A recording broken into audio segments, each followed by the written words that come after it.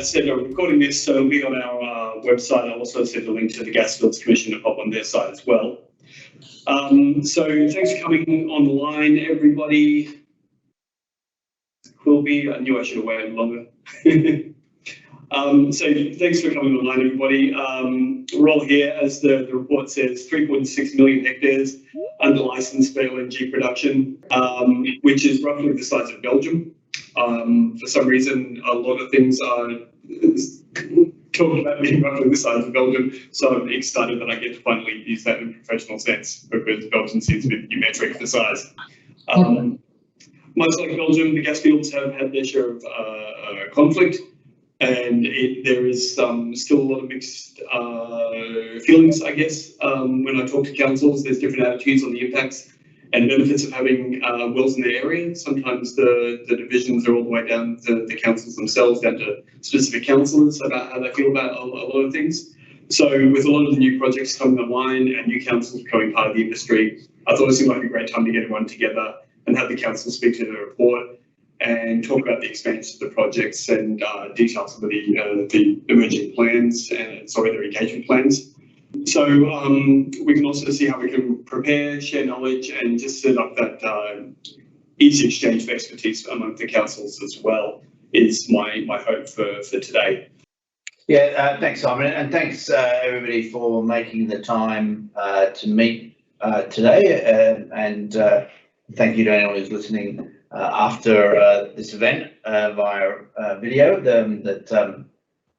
It's a pleasure to be here. We've got a presentation that we'll run through today, and I'll just get that. We'll share that in a moment. But just to run around the table here, my name is John Thomas. I'm the Director of Policy and Projects on a day-to-day basis. I'm currently the acting CEO. Warwick Squire, our normal CEO, is on leave at the moment, so he would be here, but he's on leave. Got Lidia Gossmann here, who's part of my team in the Policy and Projects group, and we pulled together the Shared Landscapes publication, which we'll talk about shortly.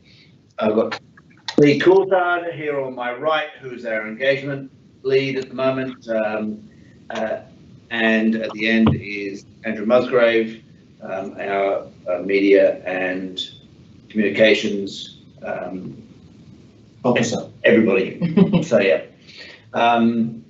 So Lydia, if you could share the presentation, that'd be great. Yeah, nice.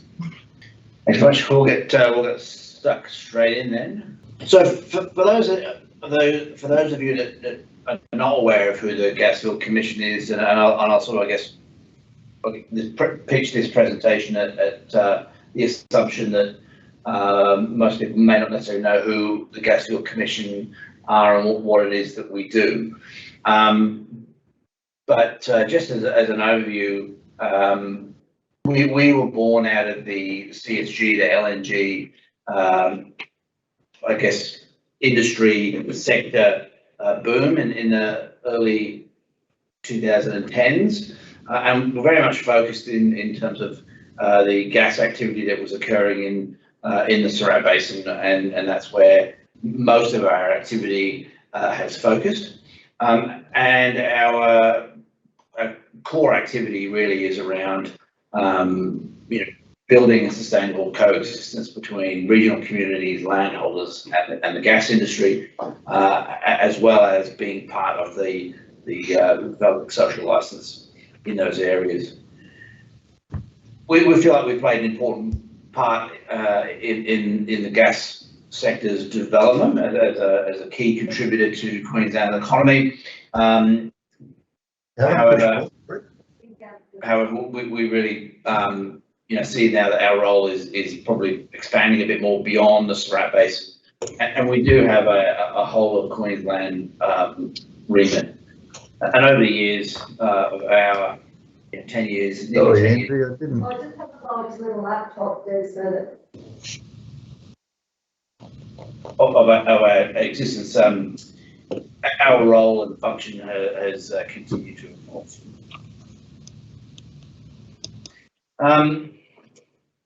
We were formed, GasFields Commission was formed under a unique piece of legislation called the GasFields Commission Act, and within that piece of legislation, as an independent statutory body, we've got 14 individual functions. It really is a bit of a shopping list of various bits and pieces. But of those 14, they can probably be consolidated down into 3 main purposes of the Commission. And as the slide says, that those 3 is to facilitate effective stakeholder relationships, review the effectiveness of government's legislation as it relates to the gas industry, as well as an advice function which spans, a range of stakeholders, including government, state government, local government, the onshore gas industry, and anyone else around the coexistence matters and the onshore gas industry. And we certainly see that coexistence being our major function and purpose is absolutely key to the success of the way that the gas industry interacts with regional communities and landholders. And it really does require continuous development and nurturing. And really, what we've seen, and to Simon's point earlier, the social license coexistence model can be relatively fragile and does need to be tended to. The GasFields Commission interacts with a range of stakeholders, as I mentioned, and as this slide demonstrates, there's a host of interested parties along the way. Really, what this slide is saying is the independent bodies in the middle of the slide there include ourselves, the Office of Groundwater Impact Assessment, otherwise known as LGAQ, Land Court, Land Access Ombudsman, and we play in that collectively. We play in that coexistence space. To the left-hand side, we've got government, local government entities, bodies, agencies that we deal with, and they're the entities that sort of manage the sector, and then on the right-hand side of the screen, we've got all of the sort of, the non-government stakeholders, which include everything from individual landholders, peak bodies, Chamber of Commerce, and research institutions and the like. And GasFields Commission really plays a bit of a linchpin in bringing those stakeholders together as and when required, as part of our broader facilitation function. We certainly see that the GasFields Commission's involvement with local governments probably hasn't been as strong as we'd like it to be, and we see there's a great opportunity for us to strengthen that relationship. And we think that there is beneficial and mutual outcomes that we can gain from that. And one of those is the development of our next educational and information tool, which is Shared Landscapes, which is a nice segue to pass over to Lidia, so she can run through what that publication is all about. Thank you, John. So just a bit of background about why we prepare reports like Shared Landscapes. To address one of our functions, the Commission is facilitating ways to further enhance the exchange of information between industry, governments and landholders through effective stakeholder collaboration and partnerships to support education and information sharing related to the onshore gas industry. Shared Landscapes report is core of this information sharing function, and the Commission is committed to publishing information that is meaningful and valuable to all our stakeholders. And what we hope to achieve is, by doing this, we help alleviate the information imbalance, provide insightful information that offers more clarity, particularly for landholders and communities affected by gas industry and their activities. We believe that transparency through the provision of information is a fundamental key to building trust, respect, and enduring relationships. Now, how we aim to do this is to bring all the available information together from a broad range of sources through our stakeholders, particularly where data is not readily available or hard to find, into one central, easily accessible location. So there will be two types of shared landscapes report that you can see in front of you. One of them is the industry trends. Now, this is a comprehensive report. And the other one is a snapshot report, which is an abbreviated version. So this shared landscape industry trends, what we're hoping to do is to bring that out every couple of years, and industry snapshot sort of in between those 2 years. So in the past, the Commission has published fact sheets and snapshots over a number of years, but the first industry trend was published in 2019, and this is quite a comprehensive data-heavy report with about 117 pages. The next iteration from that is the industry snapshot, and that was published this year in April, and I'll go through some of the content a little bit later on.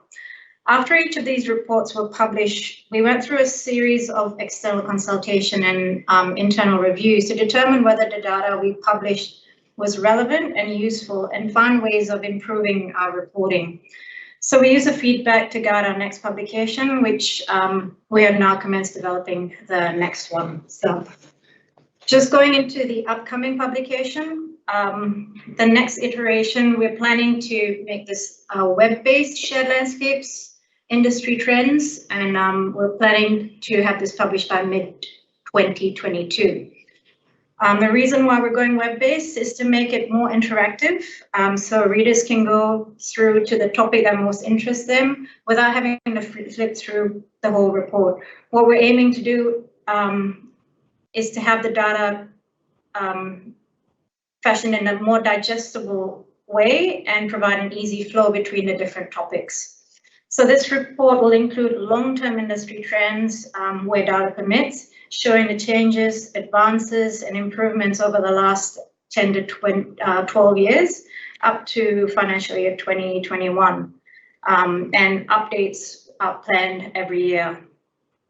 Some agricultural data will be included where relevant, not as a comparison, but to provide an overview of how the two industries interact and coexist. This report that we're planning to bring out will include some case studies and video links as well. And being an online report, as new data comes available, we're hoping we can update this more easily, making the report more contemporary. So this is going back to the snapshot that we published this year. This is some of the content that we've included. Now, this is a brief report that brought together available gas industry related data for the last financial year, so financial year 2021, with the aim of providing some measure of relevance and relatability of the information to landholders in particular. Some of the chapter highlights you can see here include land area covered by petroleum tenures and pipelines, number of CCAs, number of wells drilled and those that were hydraulically fractured. Other contents include industry impacts and management, including groundwater take and how the industry is regulated, as well as compliance outcome. The content for the upcoming web report will broadly be based on the snapshot content. The thing is, with the previous versions of shared landscape, we relied quite heavily on data supplied by government, state government agencies, academic research groups, and industry peak bodies. To maintain a balanced perspective for the shared landscapes report, we're seeking direct input from the local government areas who currently host or will be hosting gas development activities in the future. So this is one of the areas where we're looking to provide more fulsome data set with your assistance, and that's relating to the local economic and social contribution section Stakeholder feedback we've received recently, particularly from landholders and local communities, have indicated that they would like to see more regional, local government area focused data. This includes more granular data on gas industry contributions and benefits to local communities, for example, in infrastructure and roads. In this particular area, we've previously used the Queensland Resource Council information, but this data has some limitations and we would like to provide a more balanced view with your support and collaboration. Where possible, we would like to include case studies and video experiences and share data information that will provide an outlook on what it means for a local government area that hosts or are about to host gas industry. We would like to include any information that will allow local residents to be made aware of the shared benefits, any positive legacy, as well as challenges brought upon by hosting the gas industry. So it's not all positive. We would like to see the other side of things as well. So we hope we can get in contact and establish a more open line of communication with all of you in order to hopefully build long-lasting relationship and have it more meaningful as well. Before we move on to the next session, we would like to respectfully request some feedback and input from all LGAs affected by gas development and those that soon will be. The particular topics that we are looking for input on would be the relevance of the data being reported in our shared landscapes report, the value of economic contributions from resource companies and to regional communities, and some examples of local government engagement with resource companies, both positive and negative, and how gas industry has affected your LGA. Feedback can be provided through the survey link that you see on your screen now. Otherwise, our contact details provided at the end of the session. Thank you. Great. Thanks, Lidia. I just thought for the purpose of this presentation, it was probably worthwhile just recapping where gas activity is occurring and where gas activity is likely to occur in the not too distant future, sort of within the next 5-year time frame. So this, just want to run through, I guess, just a bit of a high level overview of what gas development might look like. As I mentioned earlier, from a Queensland government perspective, the gas industry is an important contributor to the Queensland economy, and the Queensland government continues to see that occurring, and as a result, they're supporting the ongoing development of the gas industry through semi-regular releases of new exploration land, which is over the last few years been through the Queensland Exploration Program, which some of you may be aware of. So there's, in terms of this presentation, really two main areas of activity. One is through the existing areas of gas development, and then new and emerging areas which are currently being explored and potentially coming into development, into production within the next 5 years. Those established areas, as you're probably aware, are largely focused around the Surat Basin, Dolby and Roma, as well as further west out in the Cooper Basin, which has a long history of particularly oil and gas development. And those areas will continue to produce hydrocarbons for the foreseeable future. The areas of next development, which we refer to as the sort of new and emerging areas, really it's the sort of expansion of the existing fields around the Surat, as they head further north, sort of from Injune up through to Rolleston. And then there's development within the Northern Bowen Basin, which has been in production for a while, but is set to potentially expand further. And then a bit more speculative is activity within the Galilee Basin. And both the Northern Bowen and the Galilee have recently received some funding from the federal government for some targeted drilling campaigns.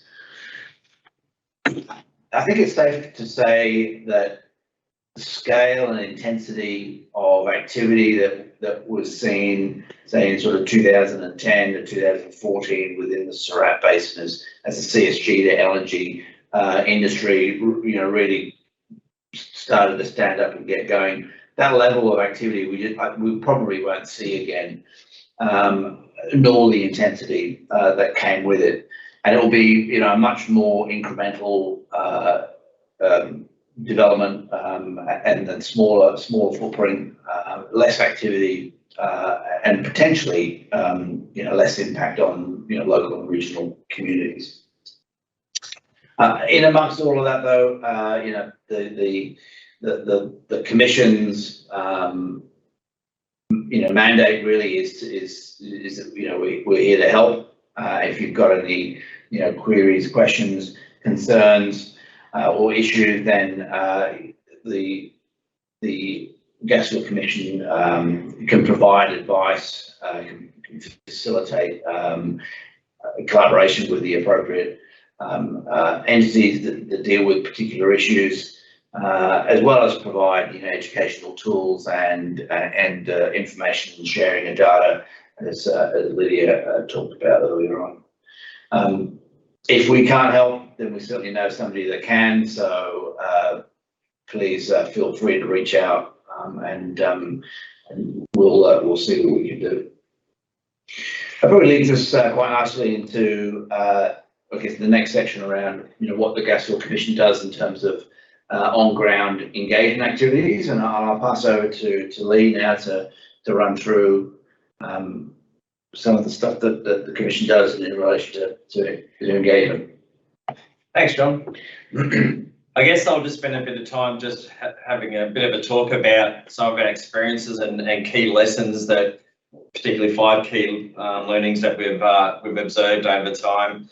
Have a bit of a chat about where we're going forward and one of our new approaches on how we deploy our resources and target areas for assistance, and then tie that together on how we can do that collaboratively with all the LGAs out there. So I guess one of the things that was talked about earlier is that the gas industry has been around for a little while, for a couple of decades, and I think it's fair to say that in some areas it's been very, very beneficial, and some areas there's been a few challenges observed, and a few hard lessons learned along the way.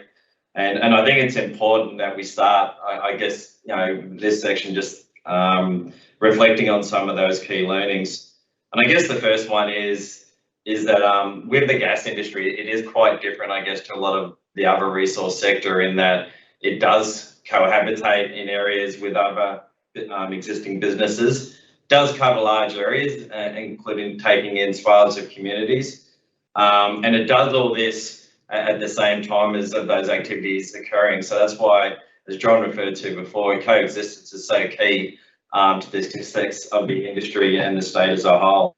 So I guess on that, one of the things that we've learned and observed over time is that by taking a business-to-business relationship approach is really beneficial. I guess that means, approaching things as equal business partners, so the gas industry operators, showing that respect to land, and understanding the existing businesses that already are being conducted there, as well as the other party being the community members, the farmers, the landholders, and other businesses, having the time to understand the ins and outs of the industry and where best to place themselves in order to benefit and to avoid challenges. And then an ongoing and transparent relationship, I think, is quite key. The second thing that's really important, and that certainly has developed over the last couple of decades, is a trustworthy regulatory framework. It is quite extensive, all the acts and regulations that apply to the sector. And I guess not only just having really good laws in place is critical, but also having compliance being held against those, and we see that as an important factor. I guess one of the other ones is the gas industry is generally going forward in places where there is existing communities and activities, and as such, as being a relatively temporary activity, it needs to take responsibility for all its impacts in those communities. And we're not just talking about what it does on the ground. It's the activities can be around transport, logistics, the use of the local roads. I guess the positive contributions that it can bring towards things like businesses and schools and other community functions. But I think it's important that when thinking about how to manage and realise all the opportunities from gas is understanding holistically rather than just what happens, on the ground. I guess one of the things that we've seen that does happen a lot when you do have emerging industries, especially occurring in areas where they may not have before, is quite often emotion can precede fact, and we've seen that lead to some challenging situations to work through. And I think that we would really emphasise the importance of trusting facts, having good sources of information, especially things that are underpinned by good science, and try not to let emotion rule the day, which can obviously be quite difficult because we're talking about communities and people here, but facts are paramount. And I guess overall, probably our most consistent message to everybody is getting in there and having really good, effective communication and engagement.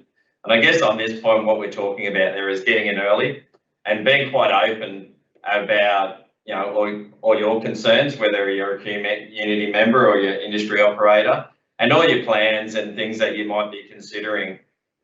In the past, what we have seen is when not a lot of information is provided, that vacuum will be filled by people who are potentially, reflecting on the former point, bringing emotion to the conversation. So I guess with those 5 key learnings in place, what we, I guess we hope and feel that it's more likely to have really good outcomes in the areas where gas activity does occur. Next slide. So I guess looking forward, where is this going to occur? So John gave us a pretty good oversight about where that might be happening.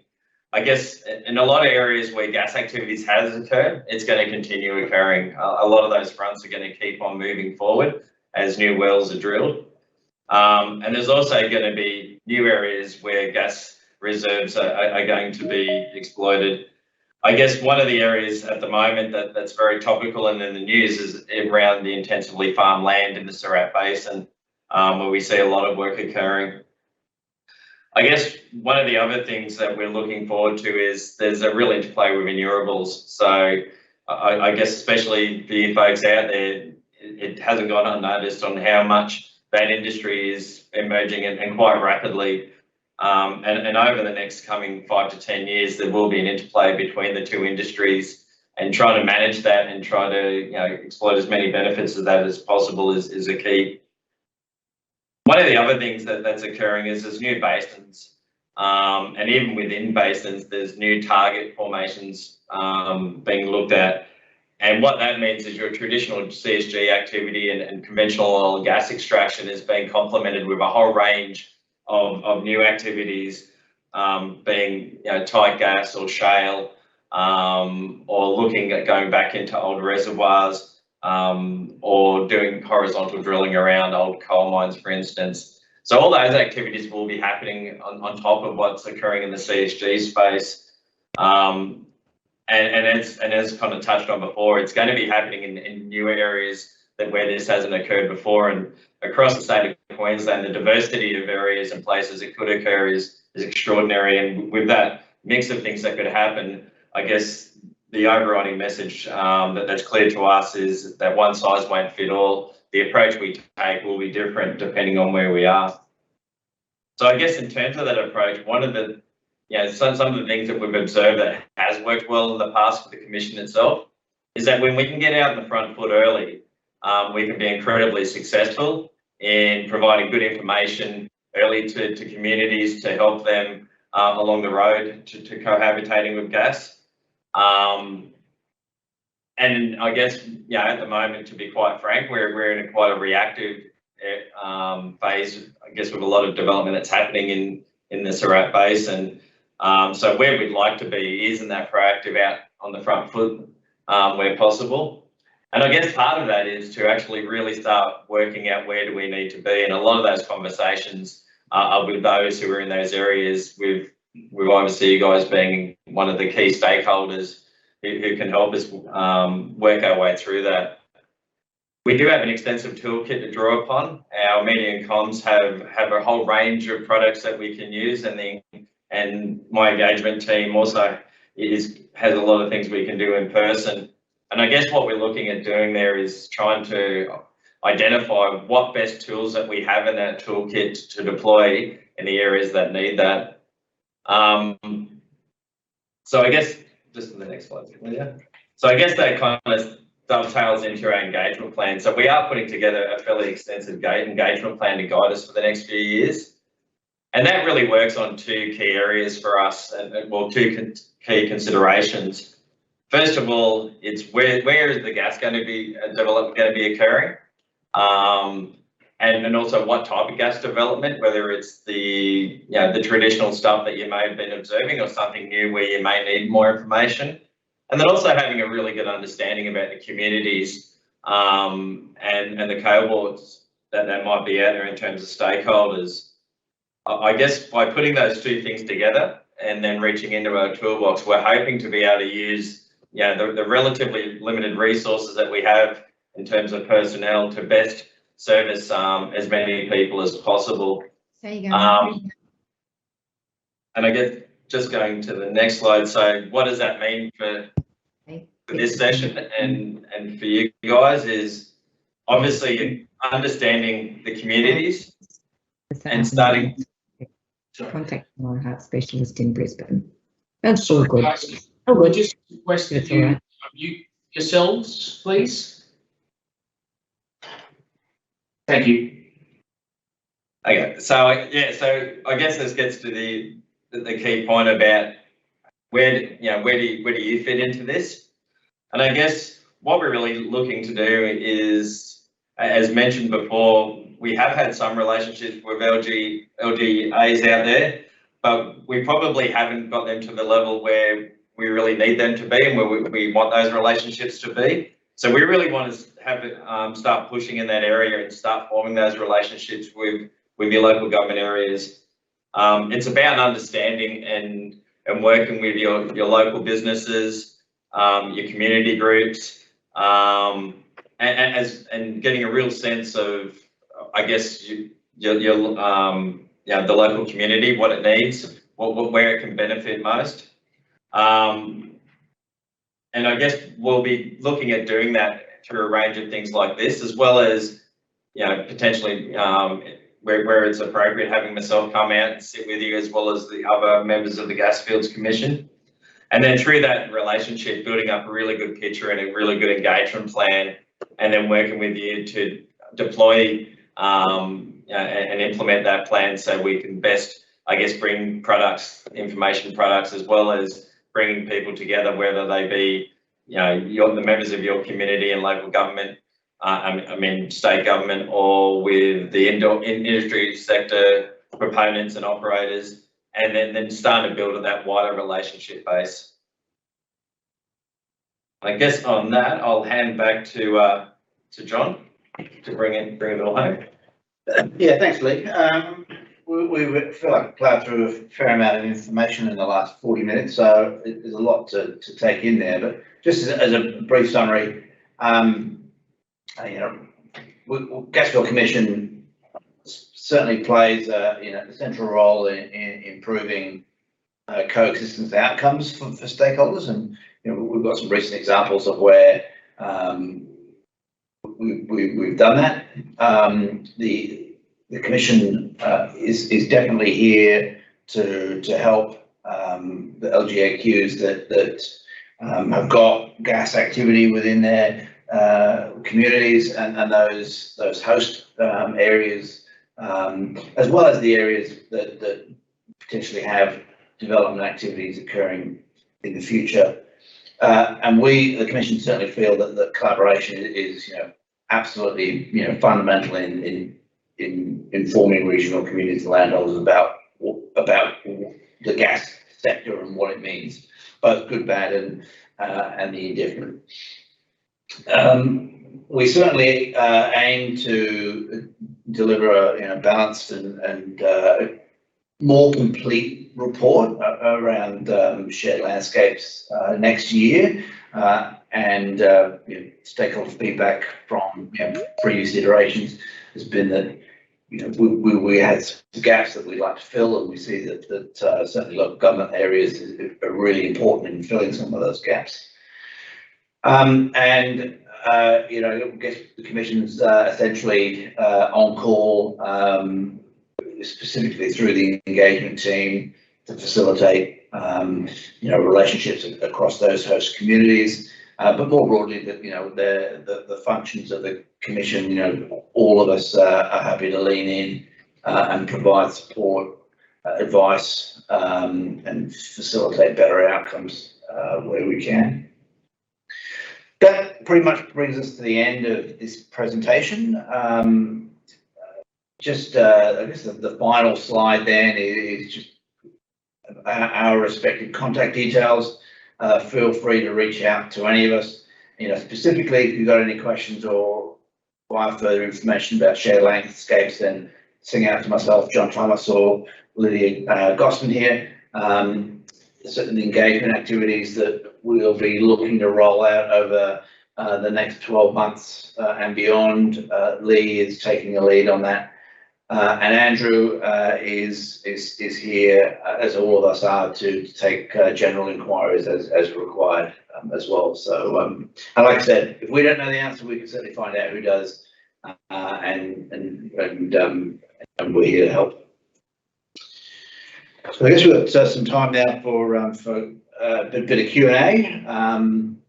So if anyone's got any questions. We were unable to see whether there was anything coming through the chat, so there might be some questions in the chat. Alternatively, happy to take some questions now if you want.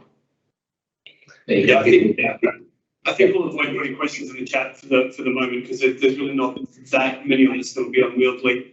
I think we'll start if people's got questions for the Commission, we'll go with that, and then I was going to encourage the councils if they had some questions about the process of the establishment of the wells, or working with some of these organisations.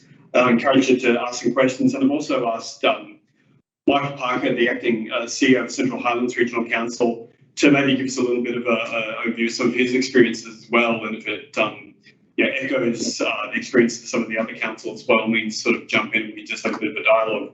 So I'll open it up to everybody if they've got some questions to start with. Just sort of raise your hand or jump on in.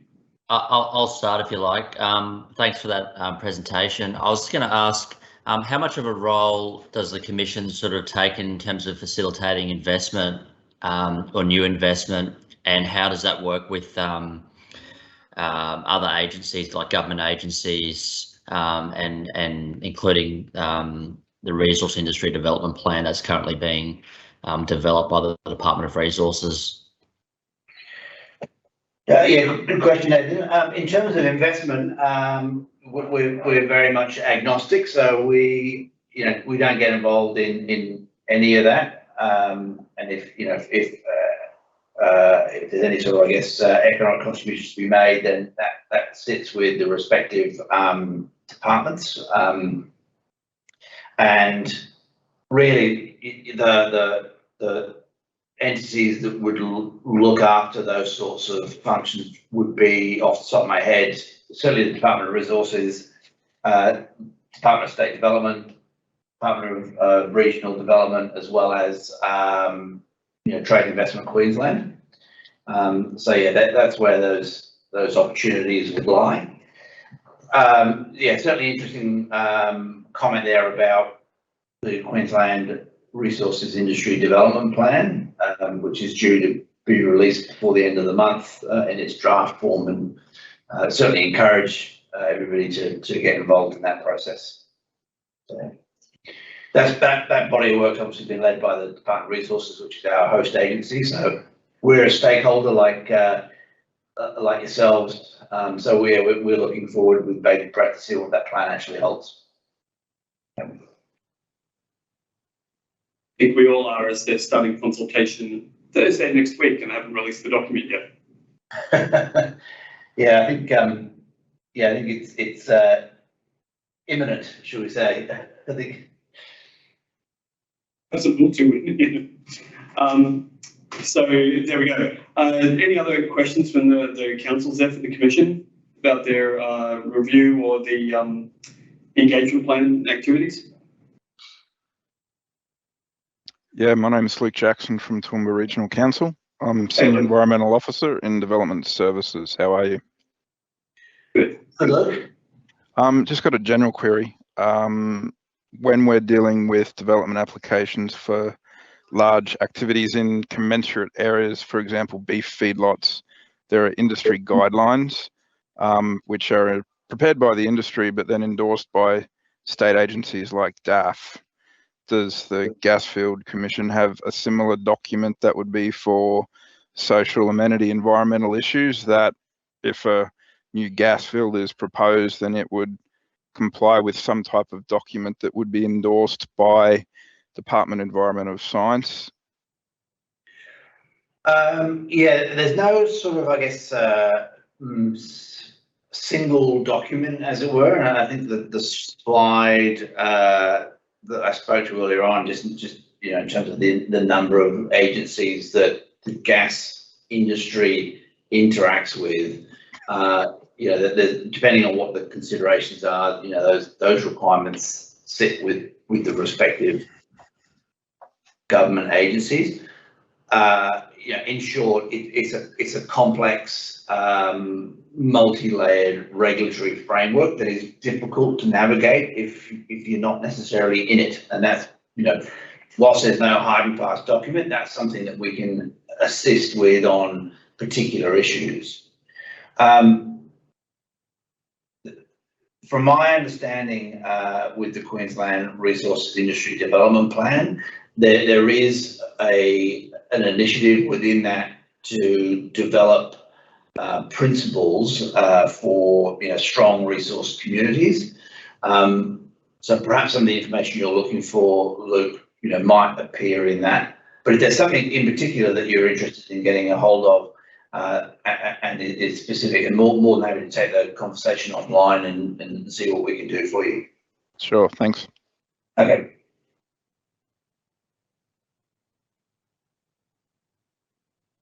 Is anyone else for questions for the commission?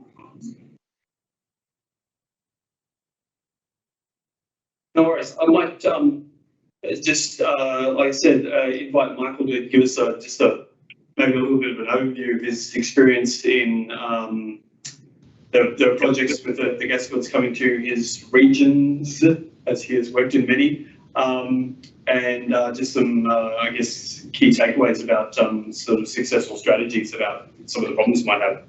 Michael, over to you. All right, thanks, Simon. Yes, I go back 7 or 8 years.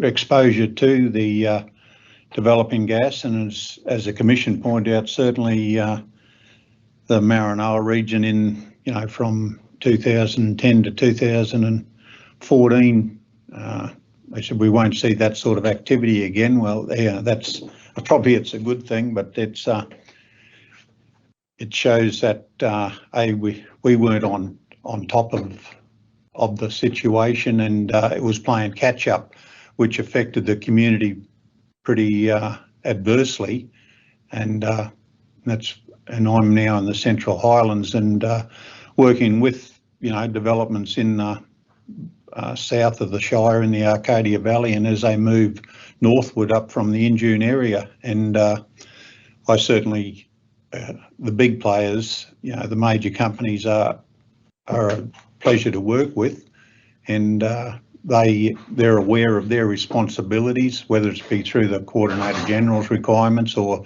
just their engagement with the affected landowners and the affected local government.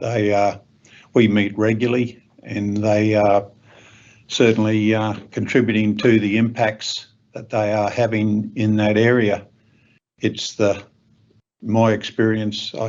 You read about some in the Courier Mail in the business section of some people, smaller players raising capital, and they say where they've been drilling and say, well, they don't let you know that they're in your territory. They will operate through rain, weather affected roads and that sort of thing, where the more responsible players, bigger players won't. They'll, if a rain event comes through, they'll shut down their road activities to the extent as much as they can. But the smaller players do have an impact, and I'd like to see more, regulation of their activities. I know some of them their wells might be several years old, but we never had any excess mass requests for the transport movements, and a well drilling can have a severe impact on a road. There's a lot of axle passes,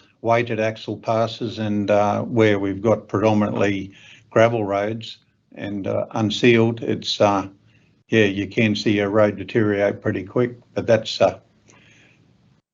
an experience. It's not all common, but it does happen. So you've just be aware of who's in the local government area, and if they probably be a bit more cooperative and let local government know that they're got an exploration permit. We don't live on Queensland globe to know the extent of where all the exploration permits are, but when you look at it, it's quite extensive. So it's something to be aware of. Is there a methodology, I'll put this to the Commission, is there another methodology, as Michael said, we can't sort of say on Queensland globe to be across who's bid for what licenses, things like that?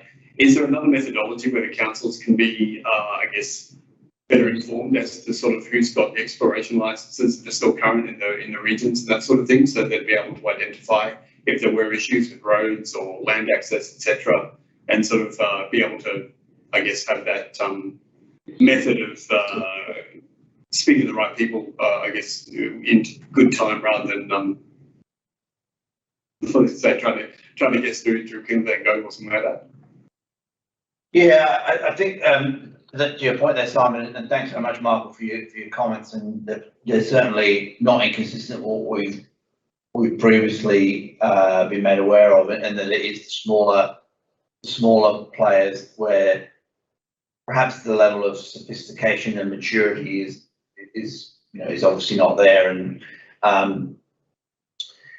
Queensland Globe, GRS Globe, and the like, they are the single point of truth in terms of where tenure is held. There's not a means of being able to self-serve where activity is actually occurring. So it's very much up to the company or the companies to be communicating that type of information to local councils. And that's certainly something that the Commission we are trying to get that level of detail from not only from the small end of town, but also from the big companies about where their next wave of activity is occurring, what that activity looks like, so that we might be able to share it, and we might be able to get in front of the wave and say, that there's going to be X amount of wells drilled in this particular area, and share that level of detail where possible with affected stakeholders. And I guess that leads us back to that point with our engagement approach, is that we are looking at developing a relationship with your councils. Partly is obviously in most instances we'd like to be bringing that information to you about where people are and the activities that you might be able to expect. But I guess it's also knowing that we live in an imperfect world. There'll be times when you'll be observing something happening, and I guess we'd really like to hear about that as well, because then we can have some further conversations, understand things a little bit better about who is it, you know, coming into your areas, what they're planning on doing, and trying to get that information in there. Because I think that some of the commentary around about the difficulties in the past ring so true, in that with that lack of information, whether knowing people are even there or what they're planning on doing, really is you know, where we see a lot of challenges emerging from. So, you know, I think one of the core things there is to establish that relationship and ongoing dialogue, so we can share that information and better prepare both the councils as well as the Commission's ability to come in and help, you know, to navigate through all that. Yeah, I agree, and I know I do acknowledge the Commission does a very good job. I have had a relationship in another shire with them, and they were very helpful and responsive in a very timely manner. And so I can only recommend to any other local governments here establish that relationship with the Commission and their people, and yeah, it's to your benefit, that's for sure. Thanks for the time, Michael. I'll just, Michael, if you said that you've had a fairly good relationship with the bigger players. Any, I guess, key learnings as far as the larger projects and I guess ways of either capitalising on those projects while they're there, because during the construction period you're going to have far more activity than during the maintenance sort of phase. Any, I guess, insights on those initial period of construction, or when those larger companies are in the area, that you thought you could share? It does come down to relationships, and they have, you know, representatives who will be in direct contact with council, and they do their studies, their road impact studies, which will give you the traffic, their graphs of their anticipated flows for a well development or a field development, and the highs and lows, and they'll work. What they do with council, they work with us on our when their maintenance is required, maintenance peaks are required, and we accommodate that in our maintenance program then, and that normally is 6 months in advance. We'll meet and discuss those matters and go through their traffic, their road impact, and work with them on that. And if it's not fit for use, that's what the determinant factor. It's fit for use or not fit for use.